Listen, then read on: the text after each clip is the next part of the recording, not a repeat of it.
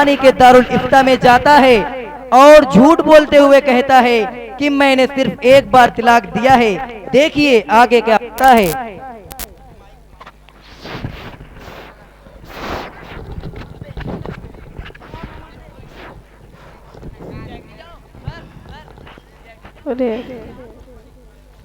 पढ़ो पढ़ो। बिस्मिल्लाहिर्रहमानिर्रहीम। मसला, सोते हुए आदमी के मुंह से निकला कि तुझको तलाक है, या यूं कह दिया कि मेरी बीवी को तलाक, तो उस बड़बड़ाने से तलाक ना पड़ेगी। मसला, किसी ने जबरदस्ती किसी से तलाक दिलवा दी, बहुत मारा, कोटा धमकाया कि तलाक दे दे, नहीं तो। अस्सलाम वालेकुम मुफ्ती साहब। वालेकुम अस्सलाम व रहमतुल्लाहि व बरकातुहू। कहिए क्या बात है? मुफ्ती साहब बेटो छोटा का मसला है। भाई, मसला पूछने का वक्त 10 से 12 बजे के दरमियान है। पीछे तख्ती पर लिखा है और इस वक्त शाम के 4:30 बज रहे हैं और हम बच्चों को पढ़ा रहे हैं। आज चले जाइए, कल 10 से 12 बजे के दरमियान आइए, आपको मसला बता देंगे। चलो बच्चों पढ़ो।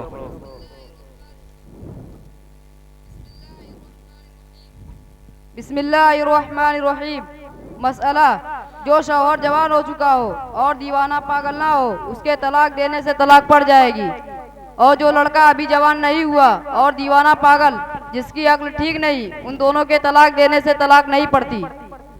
अरे मुफ्ती साहब बहुत दूर से आए हैं, बहुत इमरजेंसी वाला मसला है, तनी बता दे।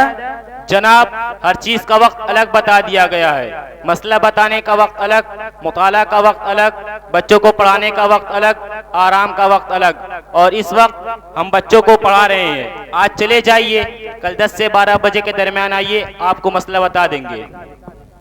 बिस्मिल्लाहिर्रहमानिर्रहीम। मसला, किसी ने शराब मुफ्ती साहब, ये कौनो बात तो ना भाई, हम अपना कीमती टाइम निकाल के तोरे पास आए, मसला पूछे, किराया भाड़ा लगा के और तू कहते कल आया। अच्छा जी, आपका वक्त बहुत कीमती। हम मुफ्ती मौलवी तो ठहरे निकट्टू, बेहैसियत बेकीमत। भाई नाराज ना होना, हम भी इंसान हैं, हमारे भी अपने तगाजे हैं और हमारे सारे मशागिल की अपनी जगह हैसियत और कीमत है। ये जो तलबा सामने बैठे हैं, ये मुल्क के कोने कोने से इल्म के हुसूल के लिए हमारे पास आए हैं।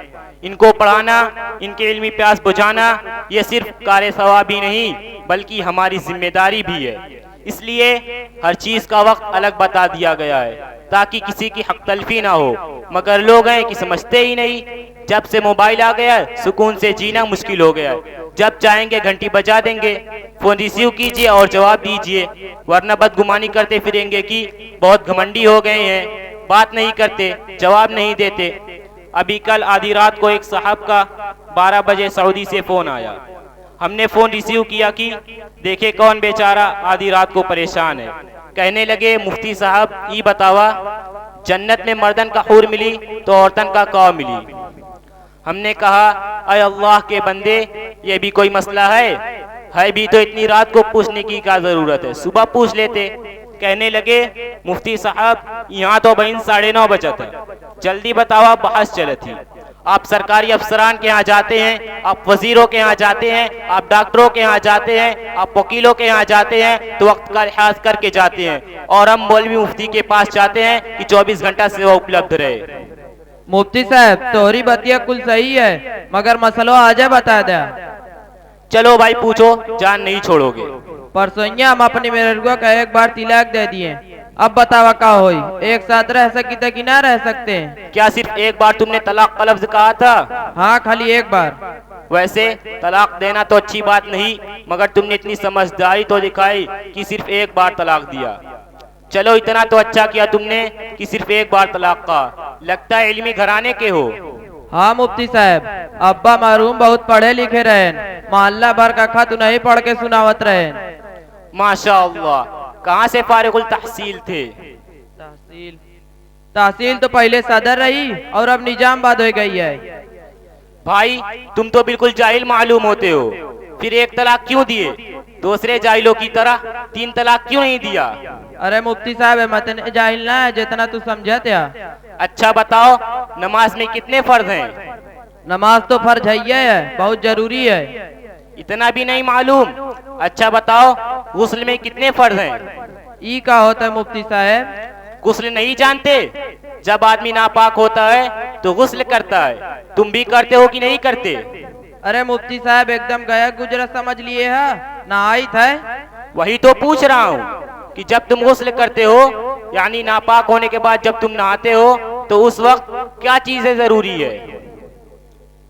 एक तो पानी जरूरी है, बाल्टी और पाट जरूरी है, साबुनो जरूरी है, और नहाए के बाद अगर तौलिया से पोंछ लिया तो अच्छी बात, मगर ये जरूरी ना है। आय अल्लाह, किस मखलूक से पाला पड़ा है भाई। गुस्ल में फर्ज कितने हैं? मतलब पाक होने के लिए गुस्ल के वक्त क्या अमल जरूरी है? अरे मुफ्ती साहब इतने पढ़े लिखे होते तो आज हम कहूँ मुफ्ती होते, ठेला ना चलते। अब तू ही बतावा गुस्ल में कितने फर्ज हैं। अच्छा जी, 6 लड़कों के बाप होने के बाद अब चले हो गुस्ल के फराइज सीखने। देखो भाई जुम्मन, तुम सच सच बता दो कि तुमने अपनी बीवी को कितनी बार तलाक दिया था। एक दिन मरना है, अल्लाह के सामने खड़ा होना है, वो दिलों के भेदों को जानता है। तुम सही बात बताओ तो हम भी सही मसला बताएं। अगर तुम डॉक्टर को सही बीमारी नहीं बताओगे तो वो दवा कैसे देगा? मुफ्ती साहब तिलको तो 3 बार दिए रहे, मगर हमरे गाँव में तो मुफ्ती जमालुद्दीन हलाली हैं, वो कहन कि अब कौनो रास्ता ना, अगर एक तिलाक दिए होते तो बात बन जाती। हम सोचे कि लड़कन की जिंदगी बर्बाद हो जाई और औरतियों बहुत रोवा थी, यही मारे तो से तनी बे झूठ बोले कि एक कई बार तिलाक दिए रहे, और बदवा में सोचे कि तोबा कह ले भाई, अल्लाह मियाँ बहुत माफ करे वाले हैं। एक बार जमात वाले तकरीर करत रहे कि एक आदमी 100 आदमी का कत्ल कह दिए रहा, वो तोबा किए, अल्लाह मियाँ का माफ कह दिए, तो ये तो बहुत छोटी बात है। जनाब, ये मामला तौबा और माफी का नहीं, ये हलाल और हराम, जायज़ और नाजायज का मामला है। अगर आप इस तरह झूठ बोलकर मखलूक की रुसवाई के खौफ से खालिक के हुक्म का मजाक बनाएंगे और गलत सवाल पूछकर किसी मुफ्ती से साथ रहने का फतवा लेंगे और साथ रहने लगेंगे तो इससे अल्लाह का हुक्म नहीं बदल जाएगा, बल्कि आपको हर वक्त गुनाह मिलेगा, औलाद नाजायज होगी, घर में खैर नूरानियत खत्म हो जाएगी, नहूसत आम हो जाएगी, घर शैतानों का अड्डा बन जाता है और ऐसे घरों में फरिश्ते कदम नहीं रखते। आपको चाहिए कि शरीयत के हुक्म को तस्लीम दीजिए। एक गलती तो कर चुके हैं, इससे भयानक गलती ना कीजिए, वरना दुनिया की कोई ताकत आपको अल्लाह की पकड़ से नहीं बचा सकती।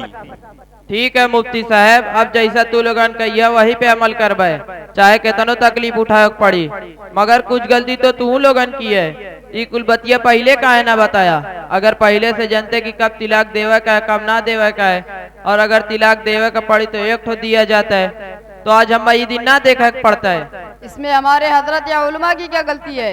आप लोग क्यों नहीं इल्म हासिल करते? प्यासा कुएं के पास जाता है, कुआं प्यासे के पास नहीं जाता। जहालत खुद करें, 3 तलाक खुद दें और जिम्मेदार हमारे उलमा को कहें, ये कहाँ का इंसाफ है? करे लौटनो सही कहा था। हाँ सही कहा। अच्छा गलती हो गई, माफ कर दा, चला चली तय चले लौटनो। क्या हुआ हजरत, आप इनसे गमज़दा क्यों हैं?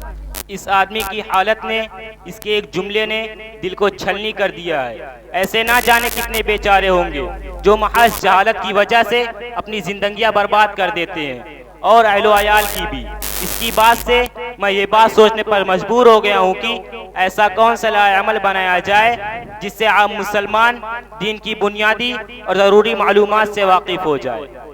मेरी समझ कुछ नहीं आ रहा है। मेरा दिल चाहता है कि मैं अपने उस्ताद गिरामी बहरुल उलूम से रब्ता करके इस सिलसिले में राय लूँ। जी हजरत, हमें भी बताएं, हम भी अमल करेंगे।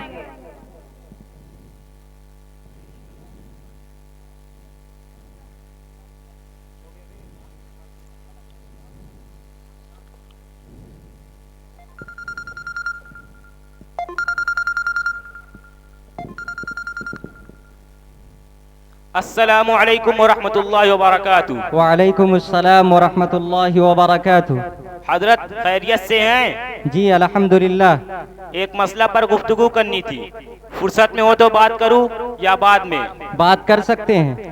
हजरत, हमारे इलाके में आम मुसलमान जहालत का शिकार है, उन्हें दीन की जरूरी बातें भी मालूम नहीं, जिसकी वजह से बड़े भयानक मसाइल पेश आ रहे हैं। कितनों को तो गुस्ल के फराइज का पता नहीं, एतिकाफ करने वालों को एतिकाफ के मसाइल का पता नहीं। किन बातों से निकाह खत्म हो जाता है इसकी खबर नहीं, शादी हो गई है बीवी के हुकूक का पता नहीं। जहालत ही का नतीजा है कि लोग मामूली बातों पर अपनी बीवी को तलाक दे देते हैं, वो भी एक साथ 3, और फिर कहेंगे कि हजरत हमने गुस्से में आकर तलाक दिया था। हजरत इस सूरत हाल में क्या किया जाए? आप ये बताएं कि आपके यहाँ जुमा से कब्ल बयान होता है? जी हजरत, कुछ ही मस्जिदों में होता है, अक्सर मस्जिदों में नहीं होता।